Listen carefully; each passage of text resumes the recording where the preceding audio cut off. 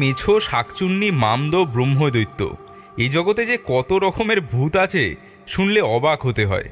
তেমনি হিজলগড়ের শ্মশানটা ডিগবাজি ভূতে ভর্তি। ডিগবাজি ভূত আমাদের দেশি ভূতের মতোই। গেছো মেছো শাকচুন্নি মামদ ব্রহ্মদৈত্য এই জগতে যে কত রকমের ভূত আছে শুনলে অবাক হতে হয়। তেমনি হিজলগড়ের শ্মশানটা ডিগবাজি ভূতে ভর্তি। ডিগবাজি ভূত আমাদের দেশি ভূতের মতোই, কিন্তু এরা হাঁটে তাদের মাথা দিয়ে। যেমন অদ্ভুত এদের দেখতে, তেমন অদ্ভুত এদের কাণ্ড কারখানা। কখনো কখনো গাছের ডালে পা বাঁধিয়ে মাথা নিচের দিকে করে ডালের মধ্যে ঝুলে থাকে, ঠিক যেন বাঁদুর। গাছগুলো সব উল্টো দেখি, আকাশ দেখি নিচে।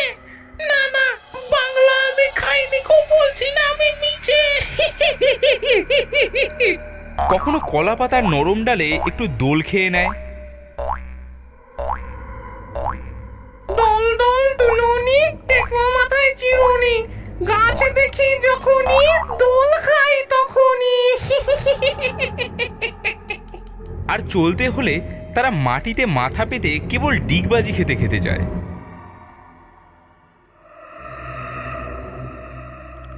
একবার একটা লোক এই ডিগবাজি ভূতের পাল্লায় পড়েছিল। আজকে তোমাদেরকে সেই গল্পটাই বলবো। এই হিজলগড় শ্মশানের পাশেই ছিল হিজলগড় গ্রাম। সেই গ্রামে পাঁচু নামের এক সুদখোর মহাজন বাস করত। সে মানুষকে অনেক চড়া সুদে টাকা ধার দিত। টাকা ছাড়া আর কিছুই বোঝে না সে। ধার বাকি থাকলে গলায় পা দিয়ে টাকা কিভাবে বার করতে হয় সেসব কলাকৌশল তার ভালোই জানা ছিল। একবার সে জগা নামের একটা লোককে টাকা ধার দিয়েছিল, কিন্তু জগা কিছুতেই সেই টাকা শোধ করছিল না। এজন্য পাঁচু একদিন তার টাকা উসুল করার জন্য জগার বাড়িতে এসে হাজির হলো। এই এই জগা, বেরো বাড়ির থেকে, আমার টাকা ফেরত দে বলছি। কথা কানে যাচ্ছে না? ঘরের মধ্যে লুকিয়ে আছিস বেটা? জবাব দে। আরে পাঁচুদা, আর দুটো দিন সময় দাও।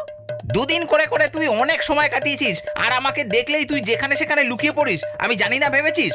তুই আজই আমার টাকা দিবি। ভালোভাবে বললাম, শুনলি না তো? তোর টাকা দেবই না, তুই কি করবি করে নে। দিবি না? তবে রে শয়তান, তবে এই নে। এ কি হলো? একটা বাড়ি খেয়ে পটল তুললো নাকি? জগা, জগা, জগা, ওঠ। এসে গেলি নাকি রে? এই জগা, জগা, ওঠ ওঠ। হায় সর্বনাশ, আমি কি করে ফেললাম? এবার আমাকে পুলিশে ধরবে, তারপরে বিচার করে আমাকে ফাঁসি দেবে। না না, আমি মরতে চাই না। আমি পালিয়ে যাবো আজকেই আমি। পাঁচু সে রাতেই গ্রাম থেকে পালিয়ে গেল।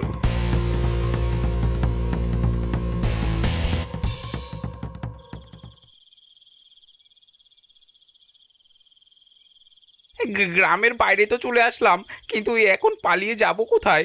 আমি যেখানেই যাই না কেন পুলিশ আমাকে ঠিক ধরে ফেলবে। সে অনেক ভেবেচিন্তে ঠিক করলো, ওই হিজলগড়ের শ্মশানেই যাই। ওখানে কয়েকদিন লুকিয়ে থাকবো, তারপর মামলা ঠান্ডা হলে আবার বেরিয়ে আসবো।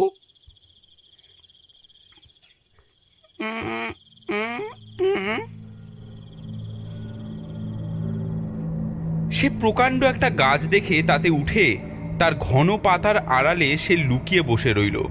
সেদিন ছিল পূর্ণিমা, তাই চারিদিক জ্যোৎস্নায় ফুটফুট করছে। শ্মশান, মাঠ, গঙ্গার জল, গাছপালা, জঙ্গল বেশ দেখা যাচ্ছে। পাঁচু গাছের ডালে বসে লুকিয়ে লুকিয়ে দেখতে লাগলো যে কেউ তার খোঁজে আসছে কিনা। হঠাৎ তার চোখে পড়ল একটা কঙ্কাল। শ্মশান থেকে ডিগবাজি খেতে খেতে সেটা এই গাছটার দিকেই এগিয়ে আসছে। তার পিছনে একটা, আবার তার পিছনে আর একটা। ঘন ঘন ডিগবাজি খেতে খেতে শন শন করে তারা এগিয়ে আসছে। উড়ি বাবা রে, এরা সব কারা রে? এই যে দেখছি কেবল হাড়, এরা এমন ডিগবাজি খেয়ে আসছে কেন? উড়ি বাবা রে। ভয়ে পাঁচুর আত্মারাম খাঁচা ছাড়া হয়ে এলো। তারপরেই তার কানে এলো ভয়ঙ্কর হাসির শব্দ।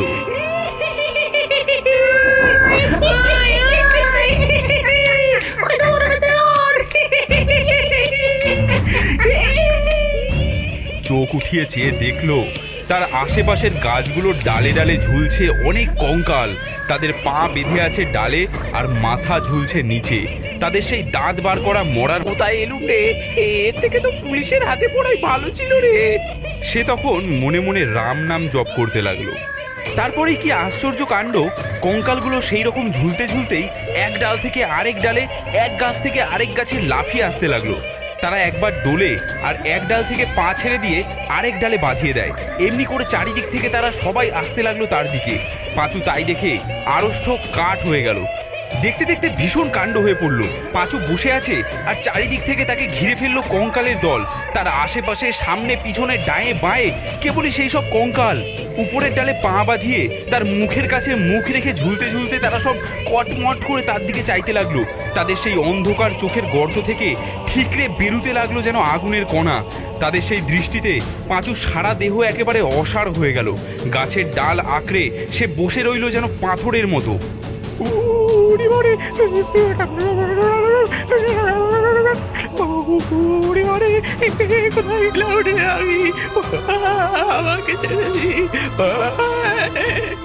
ডিগবাজি ভূতেদের যে সর্দার, তার মাথাটা হাড়ির মতো প্রকাণ্ড আর তার দাঁতগুলো কি বিশ্রী। সে সেই লোকটার চোখের সামনে তার আগুনের ভাটার মতো চোখ রেখে দাঁত খিচিয়ে হেড়ে গলায় বলল, কেন এলি রে? কেন এলি? কেন এলি মরতে এখানে?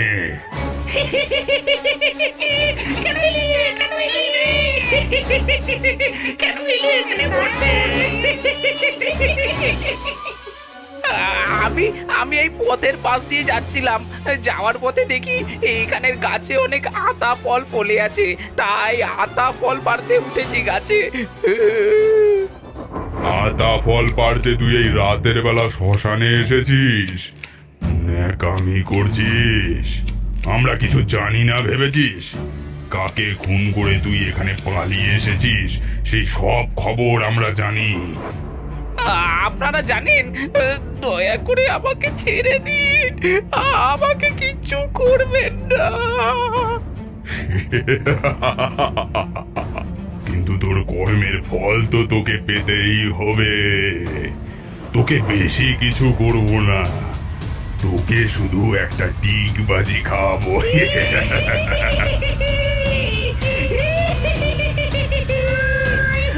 এর মধ্যেই একসঙ্গে অনেক জোড়া কঙ্কালের হাত তার দিকে এগিয়ে এলো। তার গলায়, বুকে, পেটে, পায়ে, হাতে, কোমরে সব জায়গায় লাগলো সেই কনকনে ঠান্ডা হাড়ের হাতের স্পর্শ। তারপর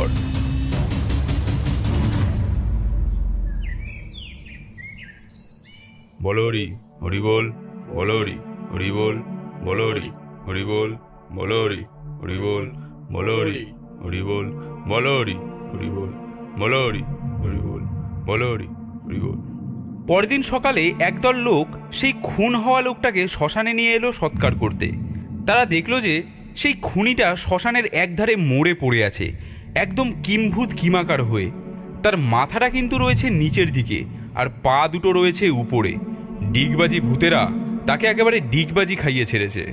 বন্ধুরা, ভিডিওটি ভালো লাগলে একটি লাইক অবশ্যই করবেন, কারণ আপনার একটি লাইক আমাদেরকে পরবর্তী ভিডিও বানাতে উৎসাহ দেবে।